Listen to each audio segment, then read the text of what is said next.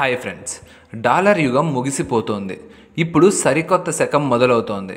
ఇవన్నీ ఇప్పటి వరకు గాలి మాటలే అనుకున్నారు. కానీ ఇప్పుడు బయటపడిన పరిశోధనల ఫలితాలు ఈ మాటలను నిజం చేస్తున్నాయి. డాలర్ గుత్తాధిపత్యం ఎలా అంతమవుతోందో, కొత్త చెల్లింపు వ్యవస్థ ఎలా పుట్టుకొస్తోందో స్పష్టంగా తెలుస్తోంది. అవును, ఒకప్పుడు డాలర్ను అడ్డు పెట్టుకొని అనేక దేశాలను శాసించిన అమెరికా ఇప్పుడు అదే డాలర్ యుగాన్ని ముగింపు దశకు తీసుకువస్తోంది. డాలర్ అంతం తప్పదని అమెరికా ఆర్థిక నిపుణులే స్వయంగా హెచ్చరిస్తున్నారు. ఇటీవల బ్రిక్స్ దేశాలను అమెరికా టార్గెట్ చేయడమే దాని గుత్తాధిపత్యానికి ముగింపు పలికిందని వార్తలు వస్తున్నాయి. శుభవార్త ఏమిటంటే, మన భారత రిజర్వ్ బ్యాంక్ తీసుకున్న ఒక నిర్ణయం డాలర్కు ఒక పెద్ద దెబ్బ తగిలేలా చేసింది. దీంతో మన రూపాయికి డిమాండ్ మరింత పెరగనుంది. అంతేకాదు, డాలర్ను నాశనం చేసి ఒక సరికొత్త చెల్లింపు వ్యవస్థను ప్రోత్సహించడానికి బ్రెజిల్ కూడా ఇటీవల ఒక పెద్ద నిర్ణయం తీసుకుంది. ఈ వీడియోలో ఆ పూర్తి వివరాలు, ఇతర పరిణామాలకు వివరంగా తెలుసుకుందాం. కానీ ముందుకు వెళ్ళబోయే ముందు దయచేసి ఈ వీడియోని లైక్ చేయండి, అలాగే మన ఛానల్ను సబ్స్క్రైబ్ చేసుకోండి. ఫ్రెండ్స్, డాలర్ యుగం త్వరలో ముగిసిపోతుందని మీరు చాలాసార్లు విని ఉంటారు. ఇప్పటికే మన దేశం అనేక దేశాలతో నేరుగా రూపాయల్లో లేదా ఆయా దేశాల కరెన్సీలలో వస్తువుల కొనుగోలు, అమ్మకాలు చేస్తోంది.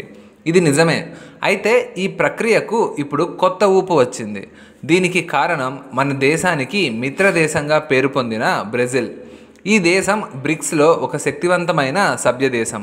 బ్రెజిల్ అధ్యక్షుడు లూలా ఇటీవల మాట్లాడుతూ, అమెరికా వాణిజ్య ఉద్రిక్తతల నేపథ్యంలో బ్రిక్స్ దేశాలు ఒక కొత్త కరెన్సీని పరీక్షించాలని అన్నారు. ఈ ఒక్క వార్తతో అమెరికా కాళ్ళ కింద భూమి కదిలిపోయింది. ఎందుకంటే డాలర్ అకస్మాత్తుగా కుప్పకూలే ప్రమాదంలో పడింది.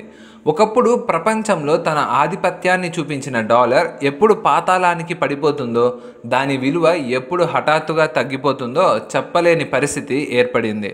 బ్రిక్స్ దేశాలైన Bharat, Russia, China, Brazil, South Africa మొదలైన దేశాలు కొత్త చెల్లింపు వ్యవస్థపై చర్చలు జరుపుతున్నాయి. ఈ వ్యవస్థ డాలర్ను ఒక్క క్షణం కూడా నిలబడనీయదని అమెరికాకు ఇప్పుడు అర్థమవుతోంది. పెద్ద పెద్ద పరిశోధనలు, నిపుణులు విడుదల చేసిన నివేదికలో డాలర్ గుత్తాధిపత్యం త్వరలో చరిత్రలో కలిసిపోతుందని చెబుతున్నాయి. డూంబర్గ్ నివేదిక కూడా ఇదే విషయాన్ని నూకి చెప్పింది. మీకు నమ్మకం కుదరకపోతే ఈ జూలై 2025లో జేపీ మోర్గన్ సంస్థ విడుదల చేసిన నివేదిక చూడండి. ఇందులో డాలర్ ఆధిపత్యం, డీడాలరైజేషన్ గురించి జేపీ మోర్గన్ స్వయంగా ప్రశ్నలు లేవలెత్తింది. జేపీ మోర్గన్ అంటే న్యూయార్క్లో ప్రధాన కార్యాలయం ఉన్న ఒక అమెరికన్ మల్టీనేషనల్ ఫినాన్షియల్ సంస్థ. అంతేకాకుండా ఇది అమెరికాలోనే అతిపెద్ద బ్యాంకు. 2024 నాటికి మార్కెటింగ్ క్యాపిటలైజేషన్ ప్రకారం ప్రపంచంలోనే అతిపెద్ద బ్యాంకుగా నిలిచింది.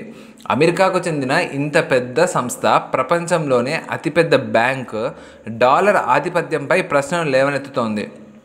అంటే డాలర్ ప్రమాదంలో ఉందని, దాని గుత్తాధిపత్యం చరిత్రలో కలిసిపోతుందని అర్థమవుతోంది. అనేక ఏళ్లుగా అమెరికన్ డాలర్ ప్రపంచంలో అత్యంత శక్తివంతమైన, నమ్మదగిన కరెన్సీగా ఉంది. కానీ ఇప్పుడు చాలా దేశాలు డాలర్ను దూరం చేసుకుంటున్నాయి. ఈ మార్పునే డీడాలరైజేషన్ అంటారు. అంటే ప్రపంచం ఇప్పుడు తమ వ్యాపారాల కోసం కేవలం డాలర్పై ఆధారపడి లేదు, ఇష్టపడటం లేదు. అందరూ డాలర్ను వదిలిపెడుతున్నారు. వారికి ఒక ప్రత్యామ్నాయం అవసరం. ఎందుకంటే వ్యాపార లావాదేవీలు ఆపలేరు. అందుకే మన దేశానికి చెందిన యూపీఐ ఇందులో ఒక ప్రధాన పాత్ర పోషిస్తోంది. దీనితో రూపాయికి కూడా ప్రపంచవ్యాప్తంగా గుర్తింపు లభిస్తుంది. కానీ రూపాయి మాత్రమే ప్రపంచంలో ముందుకు వెళ్ళదు. ఇప్పుడు బహుళ ధృవాల ప్రపంచంలో సరికొత్త చెల్లింపు వ్యవస్థ పుట్టుకొస్తోంది. దీనికి బ్రిక్స్ దేశాల కూటమి మద్దతు ఇస్తోంది. అందుకే ఈ మల్టీపోలార్ చెల్లింపు వ్యవస్థకు బ్రిక్స్ పేమెంట్ సిస్టమ్ అని పేరు పెట్టనున్నారు.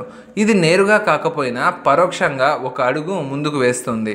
ఇప్పటికే కొన్ని దేశాల మధ్య దీనిని ఉపయోగించడం మొదలైంది. ఈ మల్టీపోలార్ చెల్లింపు వ్యవస్థను అమలు చేయడం ముందు తెలివైన దేశాలు ఒక పెద్ద నిర్ణయం తీసుకుంటున్నాయి. అదేమిటంటే, తమ విదేశీ మారక నిల్వల్లో డాలర్ను తగ్గించి బంగారు నిల్వలను పెంచుకోవడం. నిజానికి ఇంతకుముందు ఆ దేశాల నిల్వల్లో బంగారం వాటా తక్కువగా ఉండేది. కానీ ఇప్పుడు అది వేగంగా పెరుగుతోంది. మన దేశం బ్రెజిల్ వంటి అభివృద్ధి చెందుతున్న దేశాలలో బంగారం వాటా 4% నుండి 9%కి పెరిగింది. యూరోప్ వంటి అభివృద్ధి చెందిన దేశాలలో ఇది 20% వరకు ఉంది. జేపీ మోర్గన్ ప్రకారం 2026 నాటికి బంగారం దగ్గర ఒక ఔన్సుకు $3,000 వరకు పెరిగే అవకాశం ఉంది. ఎందుకంటే డాలర్పై నమ్మకం తగ్గుతున్నప్పుడు బంగారం సురక్షితమైన నమ్మదగిన పెట్టుబడి అవుతుంది.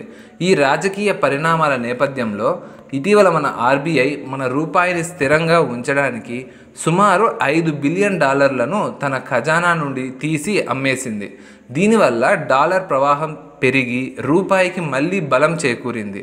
ఇటీవల అమెరికా సుంకాల నిర్ణయాల వల్ల బలం కోల్పోయిన మన రూపాయి అమెరికన్ డాలర్తో పోలిస్తే 27 పైసలు లాభంతో 87.44 వద్ద ముగిసింది. బ్రిక్స్ దేశాల చెల్లింపు వ్యవస్థ పరోక్షంగా పనిచేస్తుంది.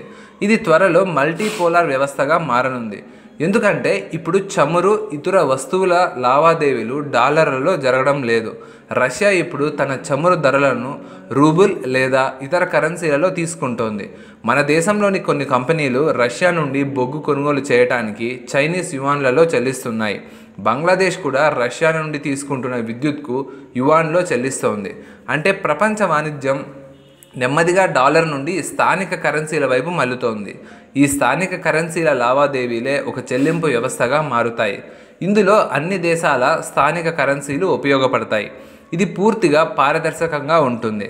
అంతేకాకుండా అమెరికా స్విఫ్ట్ చెల్లింపు వ్యవస్థ డాలర్పై ఉన్నట్లుగా ఏ ఒక్క దేశానికి గుత్తాధిపత్యం ఉండదు. బ్రెజిల్, రష్యా, భారత్, చైనా, దక్షిణాఫ్రికా దేశాలతో కూడిన బ్రిక్స్ కూటమి ఇప్పుడు అమెరికా, యూరోప్ యొక్క స్విఫ్ట్ బ్యాంకింగ్ వ్యవస్థపై ఆధారపడటానికి ఇష్టపడటం లేదు. గత కొన్ని రోజులుగా బ్రెజిల్ అధ్యక్షుడు లూలా బహిరంగంగానే మనం డాలర్పై ఆధారపడలేం, మనకు త్వరలో ప్రత్యామ్నాయ చెల్లింపు వ్యవస్థ అవసరమని అన్నారు. మన దేశం బహిరంగంగా ఈ విషయాన్ని చెప్పకపోయినా మన అడుగులు ఆ దిశగానే ఉన్నాయి. డాలర్పై ఆధారపడటాన్ని తగ్గించడానికి ఆర్బీఐ ప్రపంచ వాణిజ్యంలో రూపాయి కోసం ద్వారాలు తెరిచింది.